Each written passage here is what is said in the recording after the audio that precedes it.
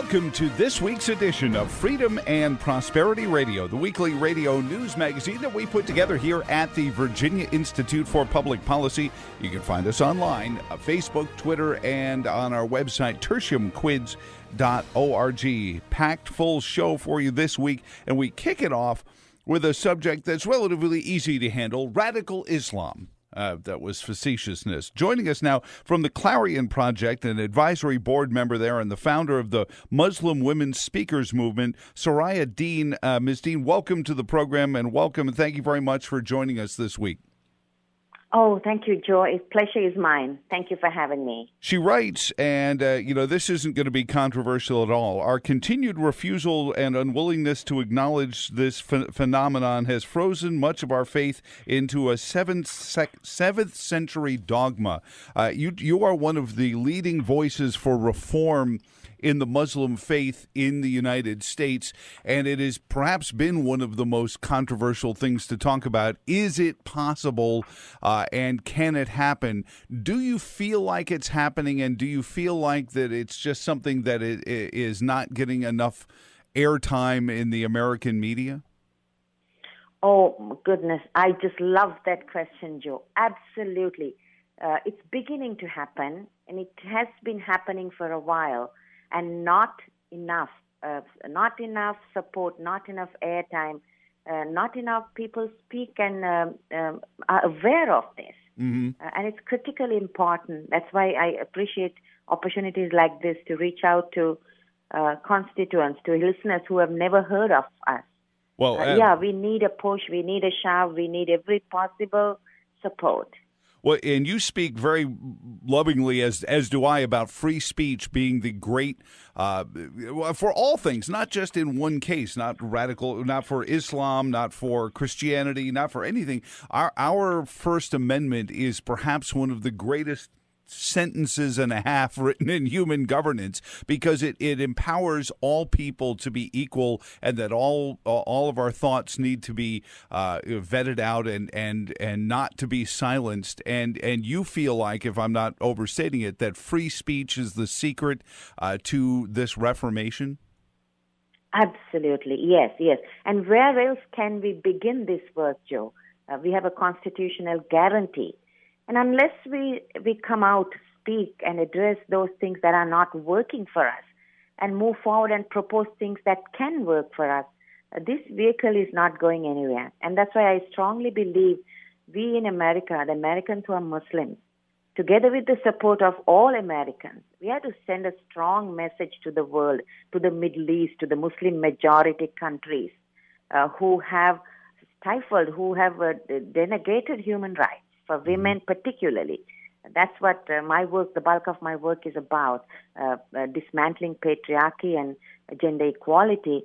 And if we are going to address radical Islam, I think there need to be respect and acceptance of Muslims, women. Absolutely. And in subtext, in the First Amendment, we guarantee religious freedom as well. And that fight against theocracy, whether it be Christian theocracy or any government based on, you have to be of this religious type to fit into our government, to benefit from our government, is one of those things that I think is catching on again in the more modern Middle Eastern countries. Talk about that fight between the theocracy, and we saw it in the 18th century. Christianity pushed back against it. In the Muslim countries, the majority Muslim countries, Soraya, talk about how that is winning over there as well and inoculating the government from the church and allowing both to flourish separately as they've done here.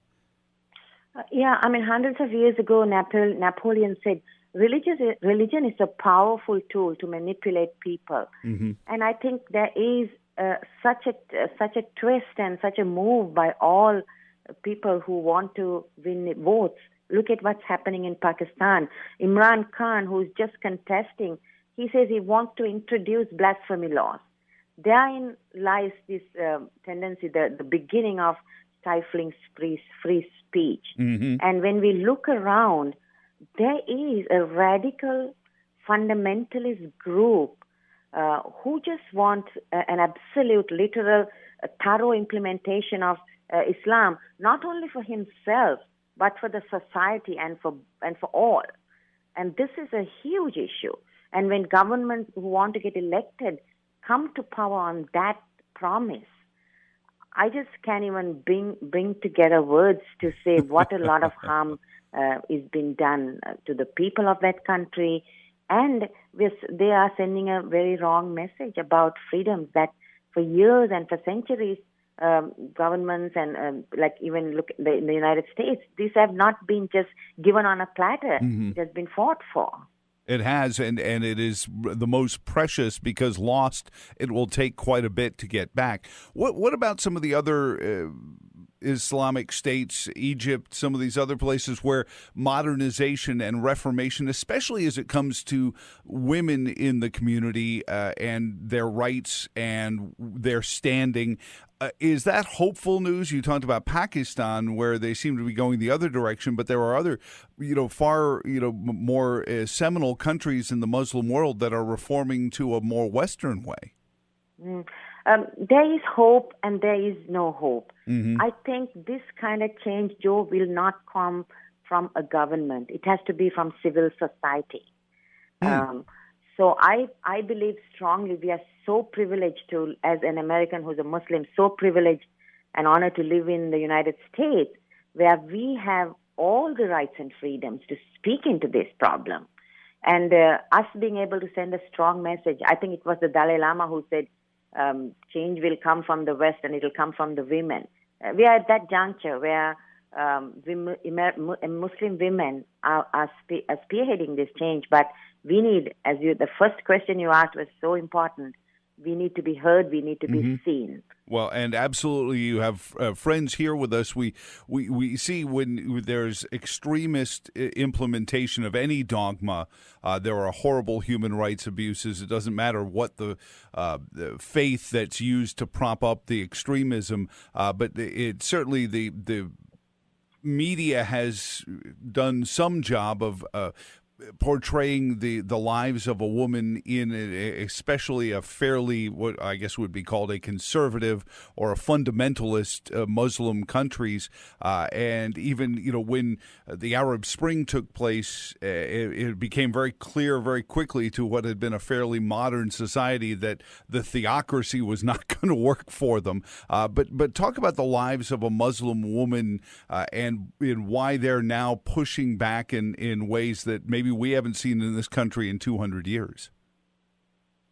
Yeah, I think social media and all of that has brought us together, and women are waking up. And I think for every woman to stand up, 100 women have stood up and said something. The message is now getting across so that women are fearlessly standing up. And if we look at what's happening in Iran, for hundreds of years, women have been forced to adorn a dress that they didn't want to. And now they are rebelling against it. And these are the world's, horrible theocracies who have deprived women in a huge way. And that's why I think women in the West, particularly women who are not Muslim, they need to support these movements, not whitewash what's happening on the ground, because I think there's a tendency on the left to really cuddle and to portray everything as the best light, but it's not so. Women are being abused in the name of Islam in all the Muslim majority countries, and women have to speak up about that elsewhere. It goes beyond religion sometimes, and maybe I might say all the time. I want to speak to the dangers that you bring upon by talking about reforming. But first, I want to give the listener some action items that they can work on. What can we all do to help more, Soraya? Thank you for asking, Joe. I think community forums support us get the word out. Like, I am the founder of the Muslim Women Speakers Bureau. I have lots of speakers who speak into these issues, expert women who are reformists. I've particularly chosen women who are talking about reform, who are talking about change. Not every Muslim woman who's a speaker. We want to take our message forward and call out on that which is not working within our community. We can't any longer sweep things under the rug. Look at what happened in Canada. There is a move to radicalize. There are our youth. We need women's voices, we need women's scholarship, and we need women's leadership in the Muslim world. And let us showcase that as happening in the United States. Is there a good website for somebody who might want to engage one of your speakers to contact you through, or Facebook, or a phone number that they can get you to talk about this, Soraya? Oh, yes, SorayaDeen.com. Okay. And then, of course, the MuslimWomenSpeakers.com is where they can contact us. That's great. What about the dangers? And we've heard this from males, Zuhdi Jasser, some of them who are talking about reform. And the concern is always that when reform is brought up, the extremists and the fundamentalists are much more prone right now to violent behavior. We see the terrorism that they rain down in areas of France and the United States and all around the world. Is there grave danger for standing up? And is that something you guys are willing to take on, that danger? And talk to us about how we can help with that danger that you're bringing on yourself. Because I truly feel like that's part of how they've silenced the reformers, is they've said, listen, just keep your head down and we won't blow something up near your house. Those dangers are very strongly present. I think in the United States, I think it's the emotional trauma, the emotional, they shame you, they blame you, and they isolate you. So that takes a toll on reformers. And that's why just last week we were on this monthly conference call. We try to stay strong, talk of our challenges, and move forward. And our system is really strong here in the United States. We don't feel threatened physically. But again, you wake up in the morning, I always say, I don't know whether I will be lynched or loved by my community. Well, you're loved by us. You're loved by us, and it's partially because it is such a great testament to the First Amendment and all of what I think it meant when it was added and you put at the forefront of the Bill of Rights as the cornerstone of why the United States has been a resurrection for so many faiths, even though we're a country based on the idea of you and your faith and your relationship with your Creator as individual. It has been a resurrection for so many faiths to find that freedom from the crowns of the world and the whips and chains that often befall them as well. And I really appreciate your visit. Again, what is the website, Soraya? SorayaDeen.com. And if they can email me, info@SorayaDeen.com. I'd love to stay in a conversation. And I've been to Virginia is the state for love, right? Oh, absolutely. So, yeah, I would love to come over and, we have amazing groups of folks who gather all the time, and being the home of the Declaration of Independence and the U.S. Constitution, we kind of take this personally here. So if there's ever a state that's ready to stand behind you and with you and help fight for this, it's us. Soraya Deen from the Clarion Project Advisory Board, but the founder of the Muslim Women's Speakers Movement. God bless you, and thank you for taking some time out. But more importantly, thank you for doing this. Thank you for being more courageous than most of us should ever have to face being, and standing up for this. Thank you. I appreciate your words and best wishes.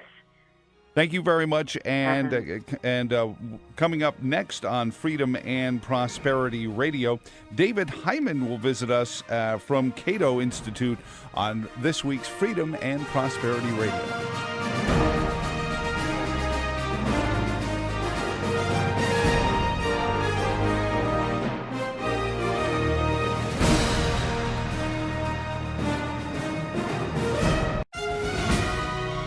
Welcome back to this week's edition of Freedom and Prosperity Radio. Joining us now, and this is going to be an interesting segment because this is a puzzling question that I don't know if there's a good answer to, but I know the person to ask. Merrill Matthews, resident scholar with the Institute for Policy Innovation, and he's got a great piece out there at IPI.org. Why are liberals never the swing vote on the Supreme Court? Merrill, when I read the question, I said, well, yeah, that's true. I never hear of anyone like Justice Kennedy. Well, it was a confident swing vote, but you never hear Sonia Sotomayor. Well, she could go either way on this. How are you? Good morning and welcome to the program, sir. Well, thank you for having me. And you're right. Whenever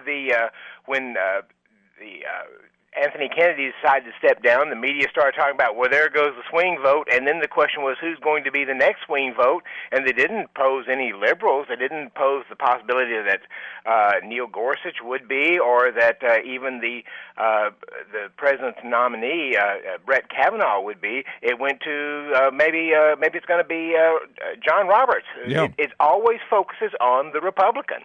Well, why do you think that is? Is it that there is a little bit more ideological dogma to being a progressive or an appointee of a Democratic candidate? I mean, it wasn't the whole construct of the way the Supreme Court evolved under John Jay, and certainly out of the constitutional writings of Madison, was to create this independent, apolitical, yes, you were appointed by, but now you're a lifetime appointee, so you don't have to care who appointed you anymore. You're a Supreme Court justice. You get to decide on the rule of law, and the law should be apolitical. Why is this dogmatic? It's a very good question. Of course, at the beginning of the country, they really didn't anticipate political parties being out there. True. So the notion that a justice would be coming from one party or another was seemed to be something they didn't really consider. And for a long time, the general sense was they looked for people who were very distinguished legal jurists and who knew what they were doing and were just good jurists, and appointed those, even up to Richard Nixon. Richard Nixon in Lewis Powell nominated a moderate Democrat, and I ended up actually nominating him twice. Powell declined it the first time, and then he came back and said he would take it.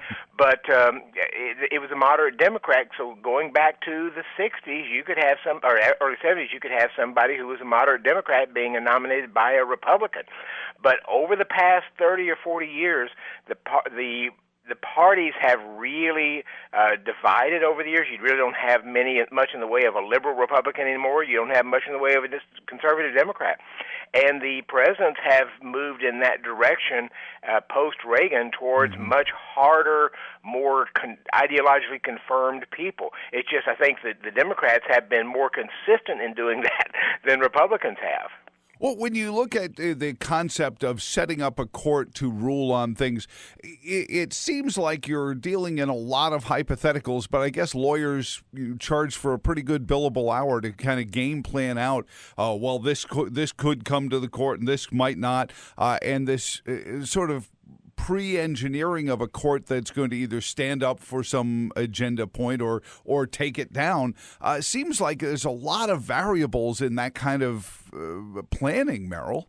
There is a lot of variables, and there's an awful lot of times in which it doesn't make it, the ideological position doesn't make a difference. You may remember that when Barack Obama wanted to try to get his people on the National Labor Relations Board. He made some appointments. That wasn't getting done. The Senate wasn't moving forward, and it wasn't going into recess. The Senate has the ability to be able to not go into recess if it doesn't want to, and the House too, and so the President Obama worked with Harry Reid and decided that they would go ahead and appoint these people anyway, and assumed that the Senate was actually out of not in recess and was out, and so they decided to name some people that got challenged. The Supreme Court came up in a unanimous decision, so all liberals with all conservatives saying the Senate and the House get to determine when they're in and out of session. The president can't determine that. So you sometimes have those elements where all of them go together in unanimous, but when it comes to certain ideological issues, that's where it seems to have the divide. And the interesting thing to me is Brett Kavanaugh is saying he is independent. He'll be an independent person and not not committed to an ideology. It seems like the only people who actually do that are the Republicans, because they're the ones, the Republican appointees, they're the ones who can set that aside and say, well, I think the law says this, and they'll sometimes go with the liberal votes. And you just don't see that among the Democrats. And that's why I wonder, Merrill, that we listen to members of the Senate start talking about I want a litmus test kind of question. You tell me what you're going to do about Roe, or you tell me how you stand on impeachment, or all these litmus test kind of questions, rather than looking at some jurist body of work and saying, how do they interpret the law? I think that seems to be a symptom of this as much as anything. I think it is exactly. I think that's exactly right. And of course, they're somewhat stymied in that now because Ruth Bader Ginsburg, a Clinton appointee, when she was going through the confirmation process, would say, that issue is liable to come before the court, and so she wouldn't comment on issues that were liable to come before the court. She didn't want to sort of telegraph what she might end up deciding to do on that. That became sort of the Ginsburg model, and now Democrats are extremely frustrated about this because they keep trying to find out what the nominees will do on primarily Roe v. Wade, but also on some other issues. And if it's something that's likely to come up, they tend not to answer that question. And now the Democrats want to sort of repeal the Ginsburg model so that they can try to force people to say something. And in this particular case, the Democrats don't have much because Brett Kavanaugh is clearly qualified. He's been doing this a long time, and so they're looking for various ways to try to delay the process because they think he might not be they think he'll be a committed conservative on this. Well, but I've looked at his body of work, and he seems to be somebody who reads the law and, more importantly, reads the case. Because one of the things that has baffled me, Merrill Matthews from the Institute for Policy Innovation, visiting with us this week, one of the things that always bothered me about our jurisprudence in this country is that too often judges will take the easy way out, say, all right, there's some precedent, I'll just rule the same way somebody did 10 years ago in a similar sounding case, without ever giving a chance to find out if some very key piece of something is different in each case. I truly believe, just like humans, every legal case is different and applicable maybe in terms of some admissibilities and things, but for the most part, I find we rely too much on precedent rather than let me hear the individual case. And Kavanaugh seems like the kind of guy who wants to hear all the nuance of each case rather than just say, oh, no, we've heard this before, move on.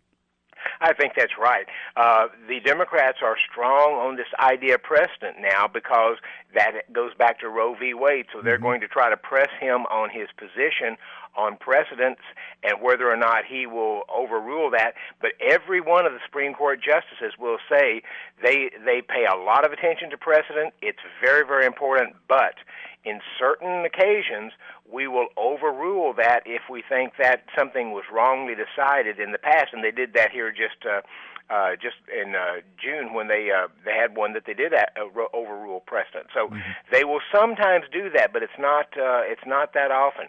What's interesting about that though is your point is well taken. They're looking. What you want a justice to do is to look at the law and make a decision based upon what the law says, not what the justice believes should be happening. Occasionally that happens, and I have heard the justices at times when they're delivering their opinion on something, some of them will say, we don't like what we're deciding to do here. We don't want this to happen. This isn't what we would like to do, but this is what the law says. And if you want to change that, then Congress needs to do something about it, but the law says this. And so that's what we're doing. And then they'll just get, the left will just go berserk and accuse them of all kinds of things, even though they're saying, we don't want to do this. This isn't what we want to do. But it's what the law says, and we have to go by that. You just don't hear that part from the left very often. Let me ask you, you brought up Roe v. Wade, and people forget Roe v. Wade was a fairly one-sided decision. If I'm not mistaken, was it 7-2, Merrill, and with just was it Whizzer White and William Rehnquist were the dissenting votes on the case of actual Roe v. Wade, and folks like Warren Burger was appointed by Eisenhower. So there were Republican judges who ruled in favor of Jane Roe in the case of Roe v. Wade. You're right. It was 7-2, and that included Lewis Powell, which I mentioned a minute ago, a Nixon appointee. He was one of the majority votes on Roe v. Wade. So this idea that you can game plan this stuff out, circling back to where we started, and for all the folks who are running around worried about Roe v. I just don't know. I've talked to liberal friends. I said, are there cases running through the Fourth or Ninth Circuit that may wind up on the Supreme Court docket that I'm not aware of that would revolve around the Supreme Court ruling on whether Roe v. Wade still stood or not? Because there's a lot of things that have to happen before a ruling like that circles back around to a Supreme Court, correct? That's right. A lot of things have to happen. Typically what has to happen is some issue is presented, then you have it going through the courts. The court may decide one way, then they go to the appeals court. If the appeals court decides goes in one direction, then if you have something similar happening someplace else, so that when you have two appeals courts having different opinions, that's when it sort of makes it fodder for the Supreme Court. Sometimes they'll sidestep that, but usually they like to see different appeals courts taking different positions, and then the Supreme Court steps in and addresses it. In addition, the court sometimes doesn't take cases, even though they'd like to address a particular issue. They decline it because they don't think this is a strong. So the members who would like to go one way don't think it's as strong a case as they'd like to see. Maybe they're waiting for one more person, and so with the changeover from Anthony Kennedy, there might be some things that we see the court accepts that they wouldn't have accepted otherwise, because they think maybe Kavanaugh coming in will make a decision for a way that they'd like to go. Is it important to point out that President Trump has been very busy filling vacancies in these, quote, lower courts? Because what you found is all these courts are majority liberal judges because of 8 years of President Obama's appointments. Now we're starting to see some courts turning conservative. Even the Ninth Circuit Court of Appeals, of all places, defending a Second Amendment case out of Hawaii. So these courts that have been traditionally far left are all of a sudden ruling in ways that commentariat members like myself say are, wow, that was very conservative. And you'll sometimes see them take that direction anyway. But yes, President Trump has been aggressive in nominating people. We don't hear much about it because it's mostly focused on the Supreme Court, but he's been aggressive in nominating a number of people. When he came in office, he had an unusually high number of vacancies to fill. So he's been nominating these people. Harry Reid. Mitch McConnell has had trouble getting them through because of the Senate stonewalling techniques from the Democrats. But what's happened is Mitch McConnell, we actually heard that he was going to do this 2 or 3 months ago. He's been trying to move it. At some point now, he said the Supreme Court, the Senate has to stay in recess, has to stay in through the holiday in office, say in Washington in August for most of their August recess, and he's going to try to push these things, and he suggested he'll even push them more towards the election, so that the Democrats have to stay there and can't go out and campaign because they're using these stonewalling techniques. Yeah. So he's going to try to get a whole bunch of these people who've not been able to get through. He wants to try to get them done in the next couple of months. We'll see if he's successful, but it fundamentally changes the nature of the legal system. Well, Merrill, and I know the piece, again, we're posted up, is why are liberals never the swing votes on the Supreme Court? There are, also issues regarding First and Second Amendment. We brushed on some of the Second Amendment rulings, but the First Amendment seems to be the part of the Bill of Rights that seems so frequently under attack right now, although I have some friends who say the 13th might be challenged here a little bit. But, are you confident that even some of the left-wing judges, the Sotomayors, the Ginsburgs, will, still hold the First Amendment true, especially if the cases brought for them are airtight? Now, isn't that an interesting question? Because, ironically, old-line liberals, going back to the 60s, and you're seeing this from Alan Dershowitz and a few others, they were civil libertarians. They wanted to protect civil rights, constitutional rights, freedom of speech and so forth, and many of them have not wavered.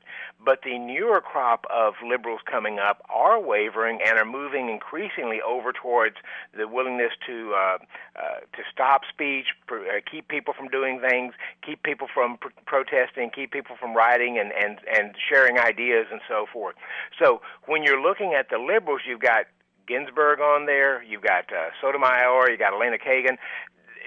Two of them aren't that old, but if they hold to the old line liberal position, if they're true to their liberal ideology, they would support free speech. But so we would probably be safe there. But the great irony is, in the '60s, liberals were the free speech proponents.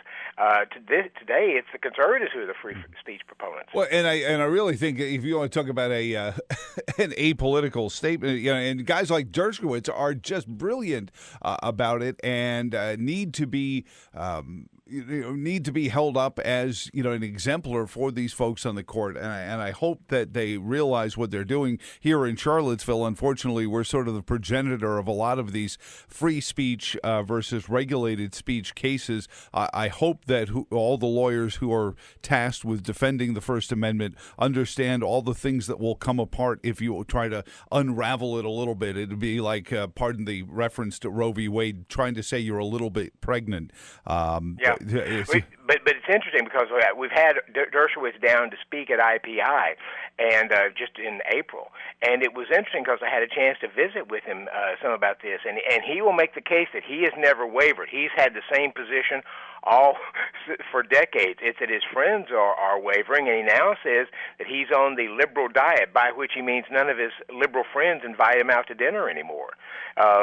It's a strange twist that we're seeing as the left starts shifting over to sort of shunning some of these constitutional rights that they decades ago would be the strongest proponents of.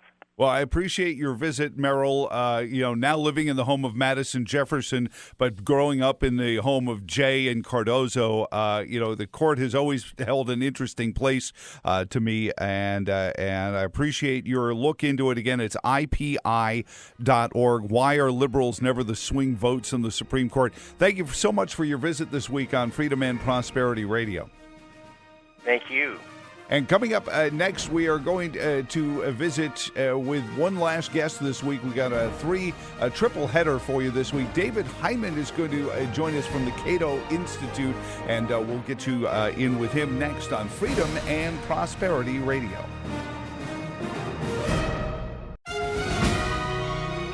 Welcome back to this week's edition of Freedom and Prosperity Radio. Joining us now from the Cato Institute, but more immediately from the bookstore shelves, and hopefully you can find this well displayed because it is perhaps the seminal case for many who want to swing us further and further towards Venezuelan-ish economy, is David Hymen from the Cato Institute, but the co-author of Overcharged, Why Americans Pay Too Much for Health Care. David, welcome to Freedom and Prosperity Radio. How are you doing, sir? I'm doing great. Thanks for having me. No, thank you for penning this, and I want to add this to our curriculum as an understanding, because one of the first things people will tell you about our single payer, we watch more and more Virginia health insurance companies get out of the healthcare market, some areas with only one option, and those prices skyrocket, is this argument that the free market killed the healthcare industry and that the government has to come in and fix that. How long has it been since there's actually been a free market in healthcare, David? I don't think there's ever really been a free market in healthcare. It's an incredibly tightly regulated market. We control entry. Mm-hmm. We limit the ways in which people can innovate and deliver services. We basically go after people for the unlicensed practice, and there are, reasons for doing that. You can do a lot of harm by selling snake oil and hope to desperate people. But at the same time, markets are innovative. They develop new ways of delivering things. And we've got, I wouldn't look at market failure as the source of a lot of the problems. I'd look at government failure and regulatory failure. we regulate the wrong things in the wrong ways. And certainly some could make the argument that maybe there's a derivative of snake oil that a pharmaceutical company might be interested in. And that said, part of your book goes into, for example, prescription costs. And I think it's where some of the democratic socialists like to point at prescription costs and say, look at how much this costs, without ever taking into account the risks and costs an AstraZeneca would put into developing a pharmaceutical. Talk about what your book finds in terms of the cost of not just the delivery of healthcare, but the things we get along with our medical care. Right. So it's important to talk separately about branded drugs, which are protected by patents. These are sort of innovative drugs. Some of them are breakthrough drugs. Some of them offer only marginal improvements. And those drugs, are often much higher priced. Sometimes that's because they're spectacularly successful and you want to pay for innovation, right? We see that in every other sector of the economy. Mm-hmm. Sometimes they actually offer only modest improvements, but they go for higher prices because we have an insurance system that basically says, just tell us what you want and we'll pay it. And that's a recipe for higher prices, right? What I tell people, it's like if you went into your boss's office and he said to you, tell me what you'd like to be paid next year. And it didn't matter which number you told him. Your boss would say, okay, well, that's how our insurance market is structured. And that's, a recipe for higher prices, which is what we see. Generics, on the other hand, are a real success story. They've been very effective at lowering prices.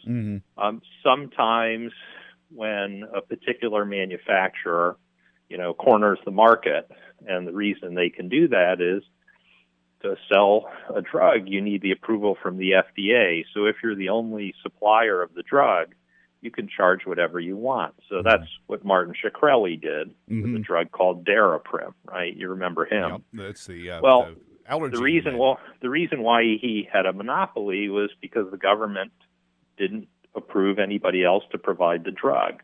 And it wasn't all that big a market, so it wasn't all that appealing for other companies to come in. But other people were selling it overseas for a very low price because it was a competitive market.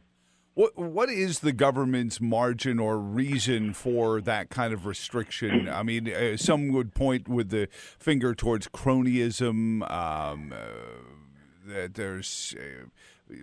whether it be Democrat or Republican, they have friends in high corporate offices that they're trying to protect. Is it really that simple, or is there more going on there, David? I don't think it's that simple, and there are other things going on, right? So the FDA's job is to ensure the safety and efficacy of the drug supply, and so they want to make sure that people that are manufacturing the drugs are doing it in a safe way. And to the extent, a drug company decides it doesn't want to be in the business of manufacturing a particular drug, then if, everybody exits and there's only one company left, or the incumbent companies merge with one another, the reality is suddenly you have a monopoly and nobody else can come in unless they get FDA approval. And that can be costly and time-consuming. I'm talking now about generic drugs for the moment. Right. And so, you end up with the Martin Shkreli situation. Yeah. Other times, there are FDA policies that can cause drug prices to go up. So there's this great example involving a drug for the treatment of gout, pretty common condition. It's been used for centuries.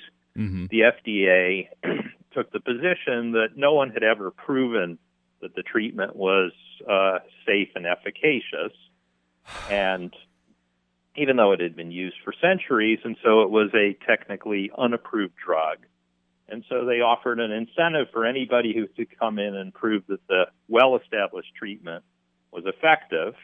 They'd give them a period of marketing exclusivity. And from their perspective, this was a sensible thing, right? It moved a drug from the unapproved drug list onto the approved drug list. The problem was the company that did that suddenly jacked up the price, even though they were proving something everybody knew.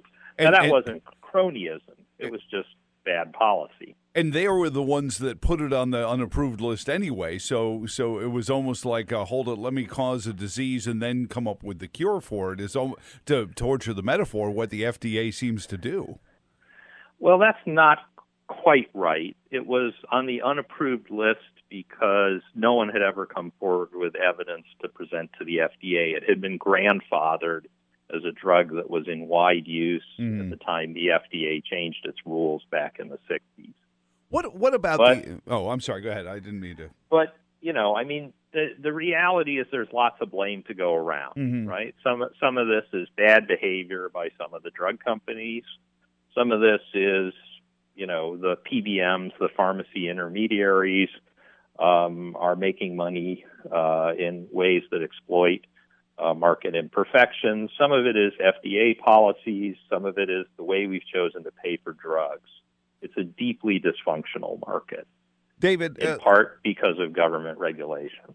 David Hymen, the author of Overcharged. I want to pivot and talk about the health management organizations. I remember when they first started to market themselves as an option for health insurance, and the marketing campaign was the poor schmo with a mountain of paperwork and disapprovals and, join this health management organization and everything will be rainbows and unicorns. And it seems like we've developed a marketplace where one company controls both the provider and the consumer of a product, and that just doesn't sound like it's going to work out well for anyone, except maybe the company that controls that. Well, I think they're actually called health maintenance organizations, but the new terminology, right, the thing about healthcare is we keep coming up with new words to describe things that people have been doing, is managed care. And the idea here was, allowing doctors to do whatever they want when you get sick and just paying for it after the fact created some problematic incentives. And so if you tried to integrate the financing and the delivery of health care in ways that encouraged your insurer to keep you healthy, well, then that would fix that incentive problem. There were lots of difficulties with doing that. It's hard to get doctors to work together. It's hard to get doctors to work with insurance companies. Insurance companies are not doctors, and sometimes their incentives are, shall we say, short-term as opposed to long-term. You can sort of list all of the problems that can result. The difficulty is nobody's come up with a great way to compensate healthcare providers to keep their patients healthy. That, turns out to be a challenging problem. The fact that we have, employment-based health insurance for most of the working population and government-provided insurance for the elderly and the poor creates its own set of problematic incentives. So this is a complicated problem. I don't want to suggest that they're easy or straightforward solutions. In our book, we argue that having people pay for more of their care themselves out of pocket is an important way of addressing the high prices.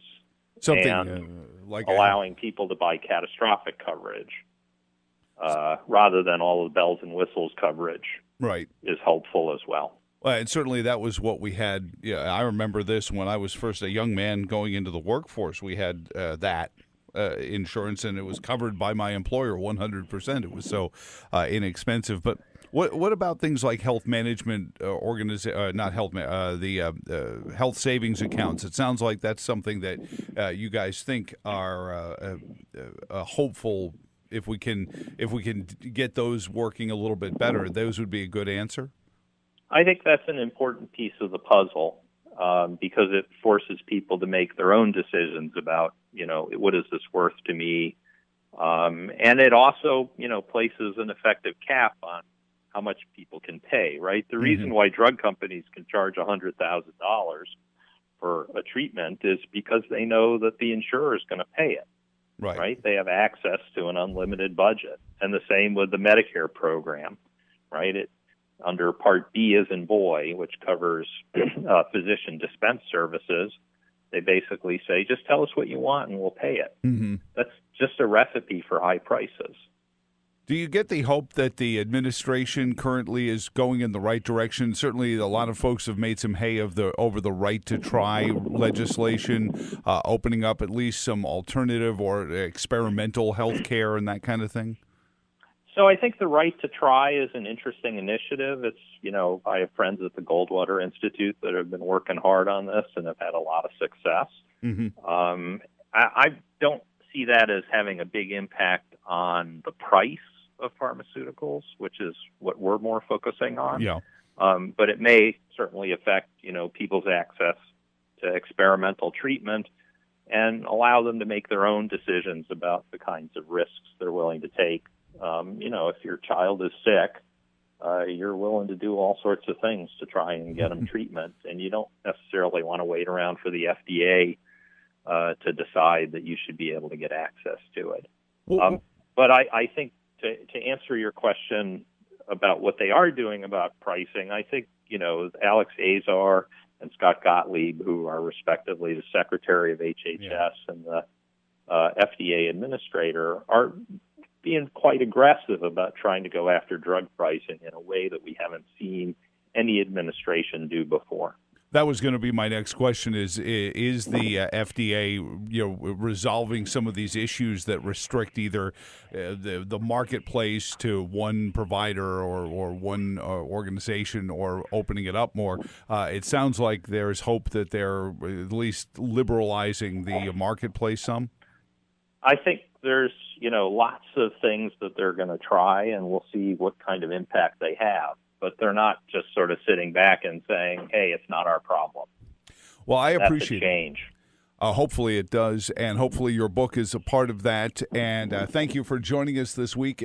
David Hymen is one of the co-authors of Overcharged, along with Charles Silver. And you can find it at cato.org, or hopefully on the front shelf of all the bookstores. And I deeply appreciate your time this weekend. I hope the book is right to the top of the New York Times bestseller. Thank you so much for having me. And thank you all for listening this week to Freedom and Prosperity Radio. On behalf of everybody at the Virginia Institute for Public Policy, my name is Joe Thomas. Until next week, so long, and thanks for all the fish.